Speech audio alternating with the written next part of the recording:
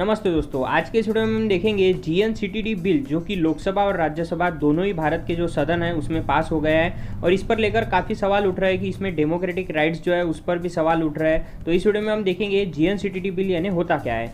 तो GNCTD bill यानी होता है the government of national capital territory of Delhi amendment bill. इसकी जो 22 मार्च को जो है ये लोकसभा में पास हुआ और 24 मार्च को जो है ये राज्यसभा में पास हुआ। जब से ये बिल पास हुआ है तब से ये कहा जा रहा है कि जो लेफ्टिनेंट गवर्नर है यानी कि जो एलजी होता है ऊपर राज्यपाल, उसे ज़्यादा पावर दी गई है यूनियन टेरिटरी के अंदर।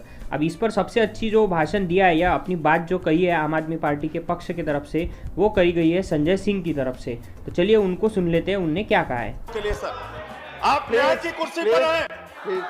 130 करोड़ हिंदुस्तानियों के लिए न्याय मांगने खड़ा हुआ हूं और देश के संविधान को बचाने के लिए, भारत के संविधान को बचाने के लिए इस सदन के एक एक सदस्य से न्याय मांगने खड़ा हुआ हूं सर। पूरे सदन के सदस्य से मैं अपने सत्ता पक्ष के मित्रों से भी कहना चाहता हूं, इस देश का संविधान रहेगा तो तुम रहोगे, हम रहेंगे, हिंदुस्तान रहेगा। संविधान नहीं रहेगा तो ये संसद नहीं रहेगी, ये विधानसभाएं नहीं रहेगी सर। और ये संविधान क्या कह रहा है सर?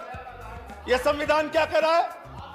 239A क्लॉज 6 जिसमें साफ तौर पर लिखा है दिल्ली सरकार की चुनी हुई मंत्रिपरिषद दिल्ली की विधानसभा के प्रति उत्तरदायी और जवाबदेह होगी।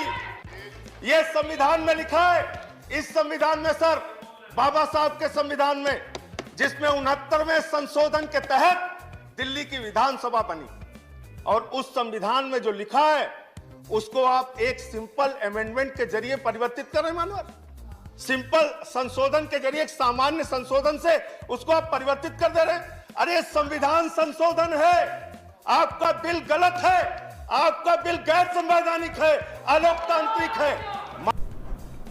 इसके अलावा जो मनीष सिसोदिया है जो कि दिल्ली के उप मुख्यमंत्री है, उन्होंने ये कहा है कि बीजेपी जो है वो लोकप्रियता के बारे में अरविंद केजरीवाल से डर रही है, इसलिए उन्होंने ये बिल लाया है। अरविंद केजरीवाल ने भी दोनों ही बिल का, जो कि राज्यसभा और लोकसभा में दोनों ही जगह पर जब भी बिल पास हुए तो दोनों ही जगह पर उन्होंने उसका विरोध किया है। अब इसका मतलब क्या है? तो वर्तमान में जो दिल्ली की स्थिति है वो कुछ ऐसी है कि मंत्रिमंडल को फैसला लेने और लागू करने के लिए ऊपर राज्यपाल की मंजूरी जरूरी नहीं है, लेकिन ऊपर राज्यपाल को बताना पड़ता है। यानी कि अगर तुम्हें कोई कानून बनाना है मंत्रिमंडल को तो वो सिर्फ बताता है ऊपर राज्यपाल को कि हम ऐसा कानून बना रहे हैं। इस पर जो ऊपर राज्यपाल है उसकी सहमति होना या असहमति होना ये मैटर नहीं करता है, सिर्फ उन्हें बताना जरूरी है। उसके बाद में आप संशोधन होने के बाद में, यानी कि ये जो नया बिल है इसमें क्या हो जाएगा आप कि मंत्रिमंडल को फैसला लेने और लागू करने से पहले ऊपर राज्यपाल की मंजूरी जरूरी रहेगी। यानी कि सभी फाइल जो है वो ऊपर राज्यपाल के पास भेजी जाएंगी और इसमें हर तरह की फाइल शामिल होंगी। यानी कि अगर ऊपर राज्यपाल जो है वो कोई भी फाइल से, अगर सपोज उसे ऐसा लगता है कि ये बिल नहीं पास करना चाहिए या ये फाइल पास नहीं करनी चाहिए, तो वो बिल पास नहीं होगा या वो फाइल पास नहीं होगी। यानी कहीं ना कहीं जो दिल्ली की जनता है जिन्होंने मंत्रिमंडल बनाया है, उनके द्वारा बनाए गए कोई भी जो कानून है वो कानून बनाने के लिए उन्हें अब ऊपर राज्यपाल पे डिपेंड करना होगा। ये अभी नए कानून में दिखाया जा रहा है। उसके बाद में अभी की स्थिति जो है वो कुछ इस प्रकार है, समितियों के स्तर पर नियम बनाने के लिए स्वतंत्र है अभी जो केजरीवाल की सरकार है वो, लेकिन प्रशासनिक मामलों पर उप राज्यपाल के पास जाने की ज़रूरत भी नहीं है। लेकिन अब जो नया बिल आएगा, यानी कि जो अभी संशोधन के बाद बिल आएगा, इसमें ये भी चीज़ें चेंज हो जाएगी।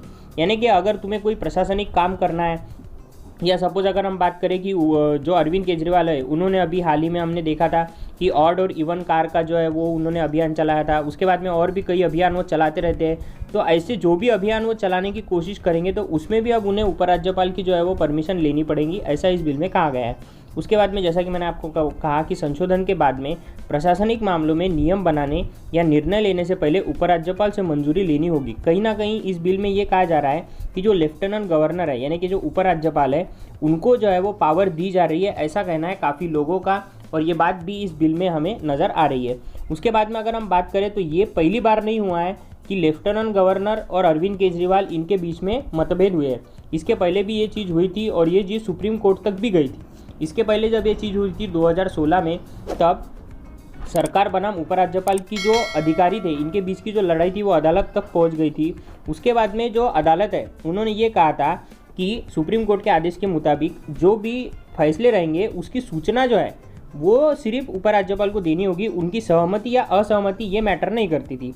उसके बाद में अब वर्तमान में जो स्थिति हो जाएगी वो बिल्कुल उल्टी हो जाएगी, क्योंकि इसमें जो है वो लेफ्टिनेंट गवर्नर जो होंगे उन्हें काफ़ी ज़्यादा पावर दी गई है। इसके लिए जो है वो अरविंद केजरीवाल या फिर जो भी आपकी गवर्नमेंट है वो इसका विरोध कर रही है।